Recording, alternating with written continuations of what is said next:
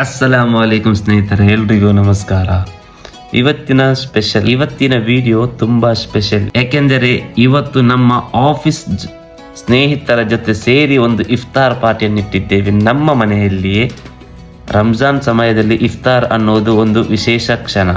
ದಿನಪೂರ ಉಪವಾಸ ಇದ್ದ ಮೇಲೆ ಸ್ನೇಹಿತರ ಜೊತೆ ಕೂತು ಒಟ್ಟಿಗೆ ಇಫ್ತಾರ್ ಮಾಡುವುದು ಮನಸ್ಸಿಗೆ ತುಂಬಾ ಸಂತೋಷ ಕೊಡುತ್ತದೆ. ಇವತ್ತು ನಾವು ಸುಮಾರು 10 ಜನ ಸೇರಿ ಒಂದು ಸಣ್ಣ ಗ್ಯಾದರಿಂಗ್ ಮಾಡಿದ್ದೇವೆ. ದೊಡ್ಡ ಪಾರ್ಟಿಯನ್ನೆಲ್ಲ, ಸಣ್ಣ ಪಾರ್ಟಿ, ತುಂಬಾ ಪ್ರೀತಿಯಿಂದ ಮಾಡಿದಂತಹ ಒಂದು ಚಿಕ್ಕ ಇಫ್ತಾರ್. ಈ ಇಫ್ತಾರ್ ಪಾರ್ಟಿಯ ಒಂದು ಸಣ್ಣ ತುಣುಕು ವಿಡಿಯೋ ನಿಮ್ಮ ಮುಂದೆ. ಮೊದಲಿಗೆ ನಾವು ಕೆಲವು ಕಟ್ ಮಾಡಿದ ಹಣ್ಣುಗಳನ್ನು ಕೂಡ ತಯಾರಿಸಿದ್ದೇವೆ. ಅದರಲ್ಲಿ ಕಲ್ಲಂಗಡಿ, ಸೇಬು, ಕಿತ್ತಲೆ, ಬಾಳೆಹಣ್ಣು ಮತ್ತು ದ್ರಾಕ್ಷಿ.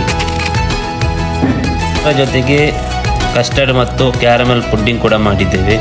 ಇದು ನೋಡಲು ತುಂಬ ಚೆನ್ನಾಗಿರುತ್ತೆ ಮತ್ತು ತಿನ್ನೋದಕ್ಕೆ ಕೂಡ ಇನ್ನೂ ರುಚಿಯಾಗಿರುತ್ತೆ.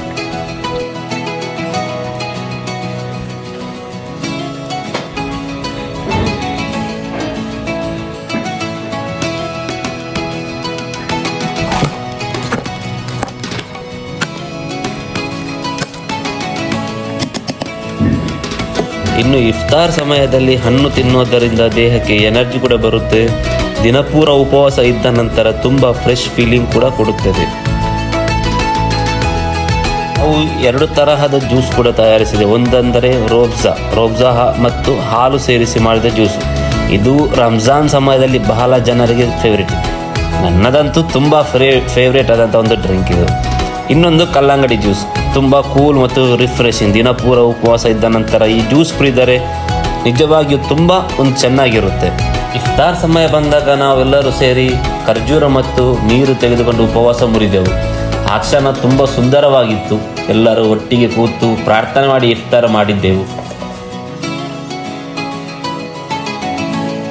ಇಫ್ತಾರ್ ಮುಗಿದ ನಂತರ ನಾವೆಲ್ಲರೂ ಸೇರಿ ನಮಾಜ್ ಮಾಡಿದೆವು. ನಮಾಜ್ ಮಾಡೋದು ಮನಸ್ಸಿಗೆ ತುಂಬ ಶಾಂತಿ ಕೂಡ ಕೊಡುತ್ತದೆ. ನಮಾಜ್ ಆದ ನಂತರ ಮತ್ತೆ ಎಲ್ಲರೂ ಕೂತು ಡಿನ್ನರ್ ಶುರು ಮಾಡಿದ್ದೆವು.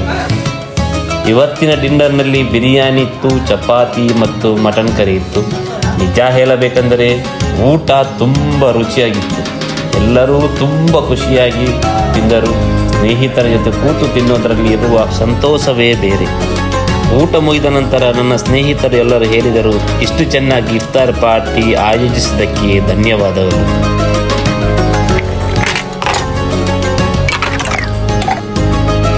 ಇದಾದ ನಂತರ ಸ್ನೇಹಿತರು ತಮ್ಮ ತಮ್ಮ ರೂಮ್ಗಳಿಗೆ ಹೋದರು. ಇದಾಗಿದೆ ಇವತ್ತಿನ ಚಿಕ್ಕ ಇಫ್ತಾರ್ ವ್ಲಾಗ್. ನಿಮಗೆ ಈ ವಿಡಿಯೋ ಇಷ್ಟವಾದರೆ ಲೈಕ್ ಮಾಡಿ, ಶೇರ್ ಮಾಡಿ ಮತ್ತು ನನ್ನ ಚಾನಲ್ ಸಬ್ಸ್ಕ್ರೈಬ್ ಮಾಡುವುದನ್ನು ಮರೆಯಬೇಡಿ. ಮತ್ತೆ ಮುಂದಿನ ವ್ಲಾಗ್ನಲ್ಲಿ ಭೇಟಿಯಾಗೋಣ. ಅಸ್ಸಲಾಮು ಅಲೈಕುಂ, ಟಾಟಾ, ಬಾಯ್ ಬಾಯ್.